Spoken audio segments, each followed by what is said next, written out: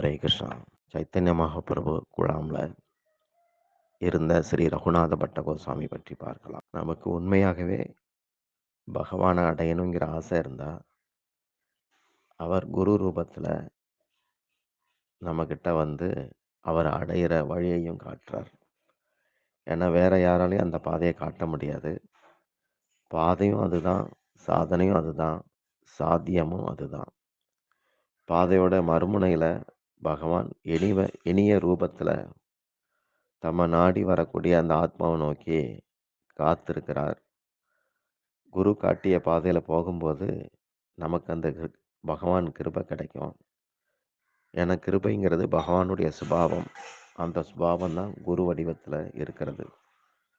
வங்காளத்துல பத்மா நதி தீர்த்தத்துல, பத்மா நதி கரையில தபன மிஸ்ரா அப்படின்னு ஒரு பக்தர் இருந்தார். அவருக்கு கிருஷ்ணரை அடையணும் அப்படிங்கிற ஒரு ஏக்கம் இருந்தது. ஆனா பாதை தெரியல. தவிப்பு கூடிக்கிட்டே போகுது. அப்ப கிருஷ்ணர்கிட்டே அதுக்கு வேண்டுறார்.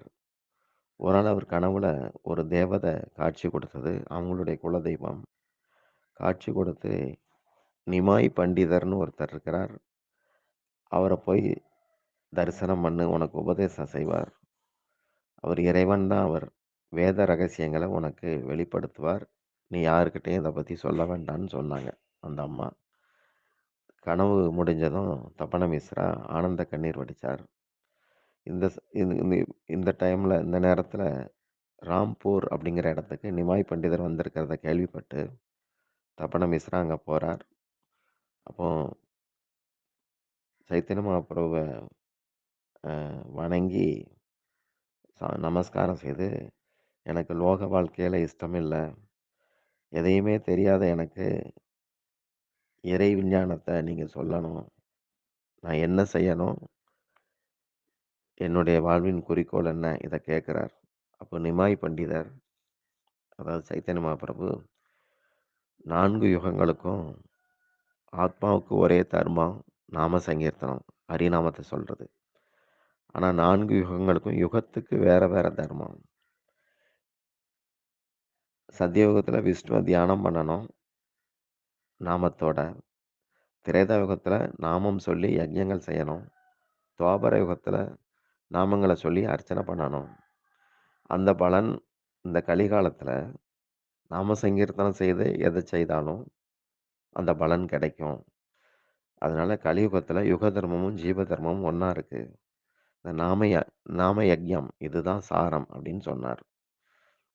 நீ காசிக்கு போயிட்டு அங்கே போய் சாதனை பண்ணு, நான் உன்னை சந்திக்கிறேன்னு மகாபிரபு சொன்னார். தபன மிஸ்ரா இதை ஏற்றுக்கிட்டு ஏற்கனவே கண்ட கனவை பற்றியும் சொன்னார். அப்போ மகாபிரபு சந்தோஷப்பட்டு, சரி இது வேற யார்ட்டையும் சொல்ல வேண்டாம்னு சொல்லி அனுப்புகிறார். தபன மிஸ்ரா மாதிரி பாக்கியசாலி பக்தர்கள் இந்த மாதிரி ஒரு அந்தரங்கத்தில் இறைவனை அனுபவிக்கக்கூடியவங்களா இருக்கிறாங்க. இந்த தபன மிஸ்ரா இவருடைய மகன் தான் ஸ்ரீ ரகுநாத பட்ட கோஸ்வாமி. பிற்காலத்தில் கோஸ்வாமி ஆகிறார். சின்ன வயதிலேயே அவருக்கு சைத்தன்ய மகாபிரபுக்கு சேவை செய்கிற பாக்கியம் கிடைச்சது. தபன மிஸ்ரா காசியில் வசிக்கும் போது மகாபிரபு அங்கே வந்தார். தபன மிஸ்ரா அவரை தம்முடைய இல்லத்துக்கு அழைச்சிட்டு வந்தார். அவருடைய சரணாமிர்தத்தை பருகுறாங்க எல்லாரும். அப்போ தம்முடைய புத்திரன் ரகுநாதனை மகாபிரபுட்ட ஒப்படைச்சார். மகாபிரபு அந்த சிறுவனை ரகுநாதனை தன்னுடைய மடியில் வச்சுக்கிட்டார். சாப்பிட்ட பிறகு ரகுநாத் வந்து மகாபிரபுக்கு பாத சேவை செய்தார். 10 நாட்கள் இந்த பாக்கியம் ரகுநாதனுக்கு கிடைச்சது. ரகுநாதனுக்கும் மகாபிரபு உபதேசம் பண்ணுறார். பிறகு மகாபிரபு பிருந்தாவனம் போயிட்டு திரும்புகிற வழியில் திரும்ப ஒரு முறை தபன மிஸ்ரா வீட்டுக்கு வந்து 2 மாத காலம் தங்குறார். பிரசாத சேவை ஏற்றுக்கிட்டார். அப்போ ரகுநாதருக்கு தொடர்ந்து 2 மாத காலம் மகாபிரபுக்கு சேவை செய்கிற பாக்கியம் கிடைச்சது.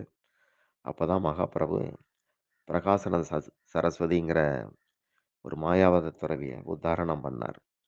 சனாதன கோஸ்வாமிக்கு சாத்திய சாதனை பற்றி உபதேசம் சைதன்யர் கொடுத்தார்.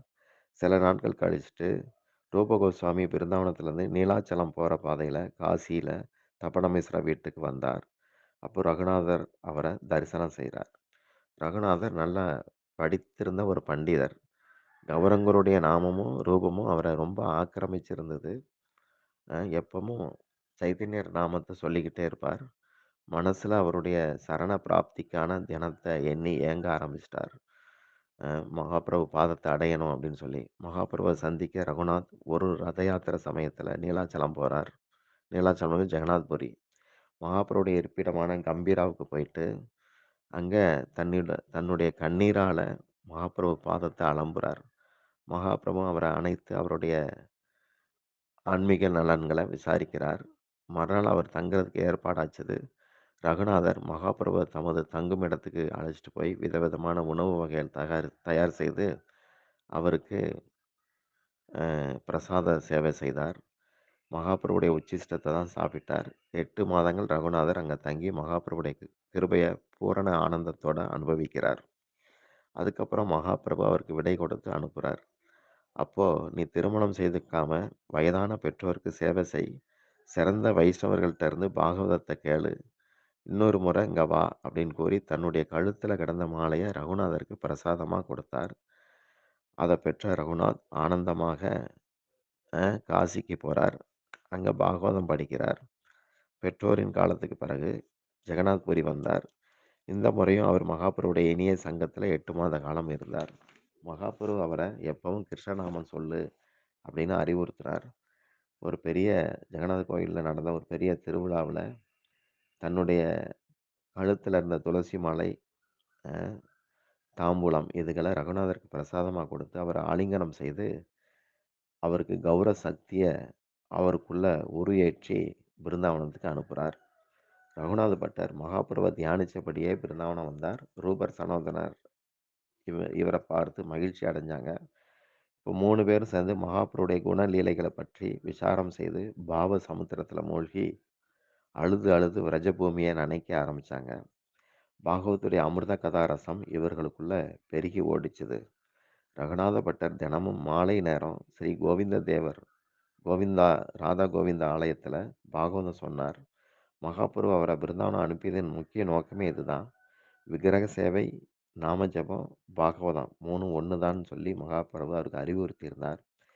ஏன்னா பாகவதமும் பகவத் சொரூபந்தான். அவர் ஜெகநாத்புரியில் கதாதர பண்டிதர் பாகவதம் சொல்ல கேட்டிருக்கிறார். அதனால் மகாபிரபு பிருந்தாவனவாசிகளுக்கும் தினமும் பாகவதம் கேட்கணும் அப்படிங்கிற ஒரு நினப்பில் ரகுநாதரை அதுக்கு தயார் செய்து அனுப்பியிருந்தார். ரகுநாத பட்டர் சம்பூர்ண பாகவத்தையும் நன்கு அறிந்தவர். பாகவதத்துடைய எந்த பாகத்தையும் அவரால் அருவி மாதிரி விளக்க முடியும். பாகவத சமுத்திரத்தை மூழ்கி அதுக்குள்ள கிடக்கிற முத்து ரத்னங்களை வெளியே கொண்டு வரக்கூடிய திறன் படைத்தவர் ரகுநாதர். இனிய குரல்ல நான் தழுதழுக்க பாகவத சுலோகங்களை பாடும்போது கேட்பவருக்கு மெய்சிலிருக்கும், உருகும், உள்ளம் உருகும். இவருடைய பிரவச்சனங்களை கேட்டு கோவிந்த தேவர் ஆலயம் நிரம்பி வழியும் அடியார்கள் கூட்டத்தால். தினமும் பாகவதம் ஆரம்பிக்கும் முன்னாடி சுரூபர் சனாதனர் மற்றும் பல பக்தர்கள் அங்கே வந்து உட்கார்ந்துருவாங்க. கேட்போர் உள்ளங்களில் கிருஷ்ண பிரேம ரசம் பெருகும்படியாக பேசுகிறார். இவர் சொல்கிற பாகவத கதை பிருந்தாவனவாசிகள் அவங்களுக்கு கிருஷ்ணர் மேலே ஒரு பெரிய பாசத்தை உண்டாக்குச்சுது. ரகுநாத பட்டகோசாமி எந்த நூலும் எழுதலை. கிருஷ்ண லீலா சிந்தனை, கிருஷ்ண கதா கீர்த்தனம் இதுகளிலே மூழ்கியிருந்தார். மகாபுருவுடைய பிரசாத மாலையை அணிந்து கொண்டு தான் பூஜை செய்வார். கிருஷ்ண கதை பேசுவார், கேட்பார். ரூபர், சனாதனர், ரகுநாத பட்டர் மூவரும் எப்படின்னா 3 பேரும் ஒரே பிராணனுடைய 3 ரூபங்கள். 3 பேரும் ஒரே ஆண்டில் ஒன்றன் பின் ஒன்றா ஒருத்தரா கோலோகத்துக்கு போயிட்டாங்க, இந்த உலகத்தை விட்டுட்டு. மரண தருவாயில் ரகுநாத பட்டரின் கழுத்தில் மகாபுருவுடைய பிரசாத மாலையும் வாக்கில் கௌரநாமமும் இருந்தது. பிருந்தாவனத்தில் கோவிந்தர் ஆலயத்துக்கு எதிராக இருக்கிற 64 சாதுக்கள் சமாதியில் இவருடைய சமாதியும் இருக்குது. கிருஷ்ணலீலையில் இந்த ரகுநாத பட்ட கோஸ்வாமி ராகமஞ்சரியாக இருந்ததாக சொல்லப்படுது. ஹரே கிருஷ்ணா.